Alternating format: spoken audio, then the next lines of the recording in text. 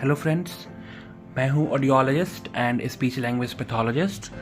आज हम बात करेंगे ऑटिज़म की। अगर आप बात करें 1970s की, 1960s की, तो 10,000 बच्चों में कोई एक बच्चे को ऑटिज़म हुआ करता था।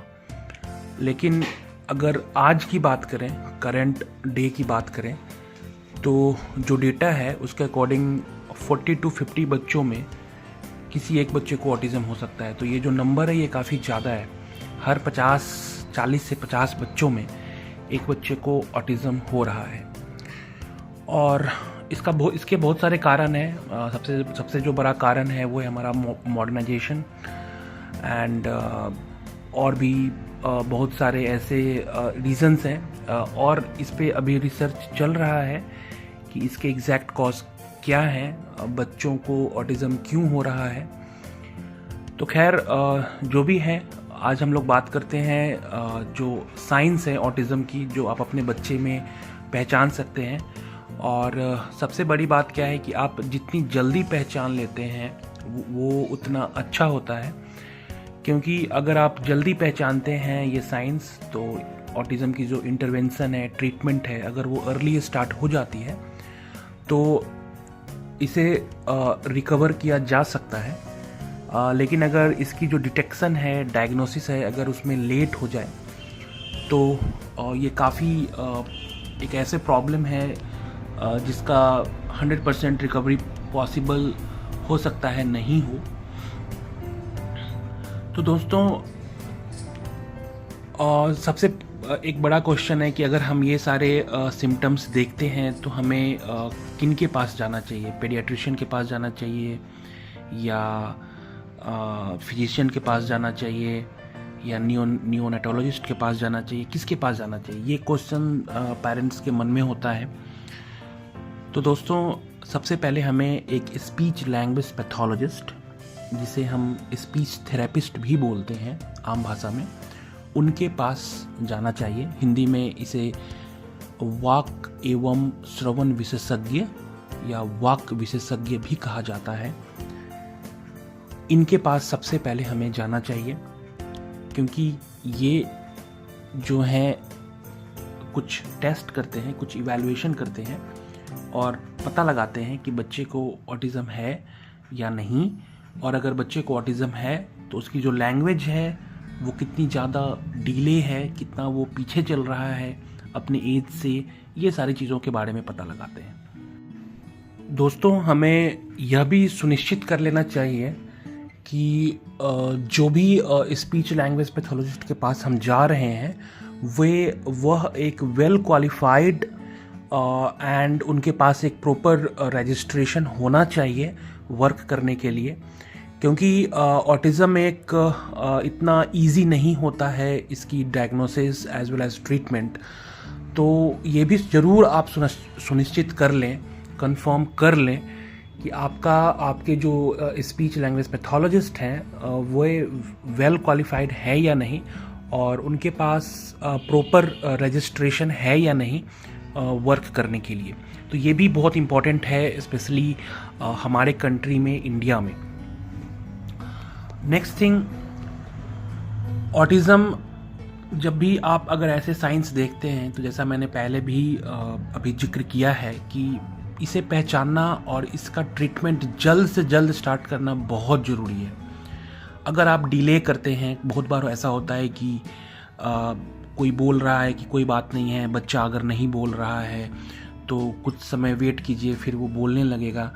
तो आप वेट ना करें, क्योंकि वेट करने से बच्चा, ऐसा नहीं है कि बच्चा आपका बोलने लगेगा, और वेट करने से जो एक इम्पॉर्टेंट क्रिटिकल पीरियड होता है स्पीच एंड लैंग्वेज डेवलपमेंट के लिए, वो बच्चे का चला जाता है। तो आप किसी की बात ना सुने। अगर आपके मन में डाउट है तो आप स्पीच लैंग्वेज पैथोलॉजिस्ट से ज़रूर मिलें। बहुत बार जो पेडियाट्रिशियंस होते हैं, जो बच्चों के डॉक्टर हैं, वो बोलते हैं कोई बात नहीं है, वेट कीजिए। या बहुत बार घर के आसपास के लोग या कोई और की कोई बात नहीं है, मेरा बच्चा तो 4 साल में बोलना स्टार्ट किया था, तो आपका बच्चा भी लेट से बोलेगा। तो दोस्तों, ये सब चीज़ों से आप दूर रहें। मैं देखा हूँ, मैं ऐसा इसलिए बोल रहा हूँ क्योंकि मैंने देखा है पेरेंट्स को इन सभी लोगों की बातें सुनकर और डिले करते हुए, और वो इस डिले में क्या खो देते हैं ये उन्हें भी नहीं मालूम होता है, जो क्रिटिकल पीरियड है। तो दोस्तों, बच्चों में जन्म से लेके 3 साल तक का जो उम्र होता है वो बहुत ही इम्पोर्टेंट होता है स्पीच एंड लैंग्वेज डेवलपमेंट के लिए।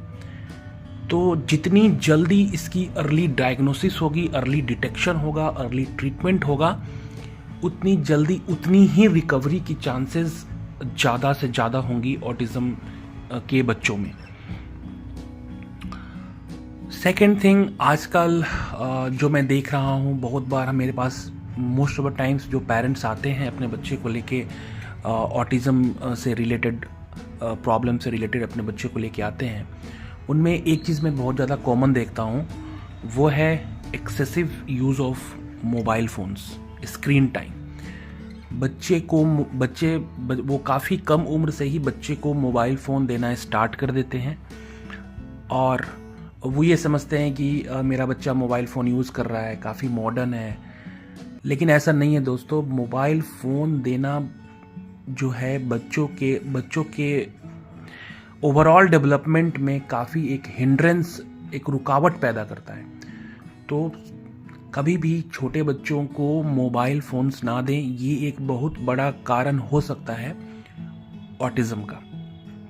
और भी बहुत सारे रीजंस हैं, जैसा कि आप जानते हैं कि आजकल न्यूक्लियर फैमिली का भी कंसेप्ट है, और ऐसे कंडीशंस में ऑटिज़म ज़्यादा देखा जा रहा है। तो इसलिए मैंने पहले भी डेटा बताया कि 1960s 1970s में 10,000 में कोई एक बच्चे को ऑटिज़म हुआ करता था। आज का जो अगर आप डेटा देख रहे हैं उसमें 40 to 50 बच्चों में किसी एक बच्चे को ऑटिज़म हो रहा है। तो ये एक बहुत ही वार्निंग साइन है कि हम किस तरफ जा रहे हैं।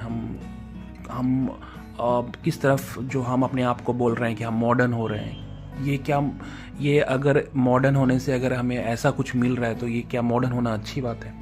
बिल्कुल नहीं। खैर, अब हम लोग बात करते हैं साइंस ऑफ ऑटिज़म की। तो यूजुअली जो अगर आप बच्चे में कुछ ऐसे साइंस देखते हैं तो आप ज़रूर अलर्ट हो जाएं। जैसे कि बच्चे का कम्युनिकेशन प्रॉब्लम, बच्चे को बातचीत करना वो नहीं चाहता है, अकेले रहना पसंद करता है, और जब भी आप उससे बात करते हैं तो आपको एक अच्छा आई टू आई कांटेक्ट नहीं देता है, और बात करना बोलना नहीं चाहता है। Language delay, speech and language delay देखा जाता है इन बच्चों में। बच्चा 3 साल का हो गया, 2 साल का हो गया, लेकिन अभी तक वो बोलना स्टार्ट नहीं किया है, या अगर बोल भी रहा है तो कोई 1 या 2 वर्ड में 2 वर्ड ही है जो उसकी वोकैब में है। तो ये एक साइन हो सकते हैं ऑटिज़म के। दूसरा, कोई भी लाउड नॉइज़, घर में कुकर की जो सीटी होती है उसकी आवाज़, या मिक्सर ग्राइंडर की आवाज़, या कोई भी कोई अलार्म है उसकी आवाज़, कोई भी लाउड नॉइज़ से बच्चा बहुत ज़्यादा इरिटेट हो जाता है। That is also a sign of autism.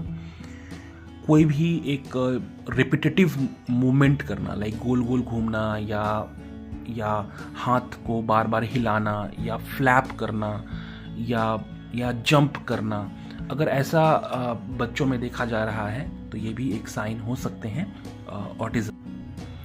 Next thing, ऐसे जो बच्चे होते हैं ये कोई ऑब्जेक्ट को एक सीधी लाइन में रखना पसंद करते हैं। जैसे कि अगर आप उन्हें टॉयज़ दे रहे हैं तो एक टॉयज़ के बाद दूसरा टॉयज़, उसके पीछे फिर तीसरा टॉयज़, उसके पीछे फिर चौथा टॉयज़, ऐसे वो टॉयज़ को या कोई भी ऑब्जेक्ट को लाइन में लगाना बहुत पसंद करते हैं।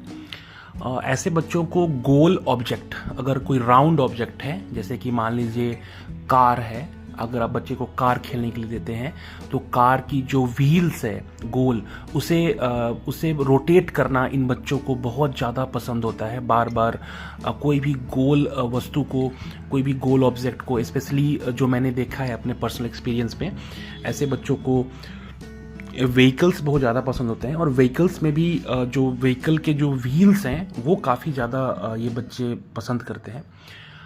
थर्ड थिंग, इन्हें झूला झूलना या सीढ़ी चढ़ना बहुत ज़्यादा पसंद होता है। ये बार बार आपको झूला झूलने के लिए उकसाएंगे।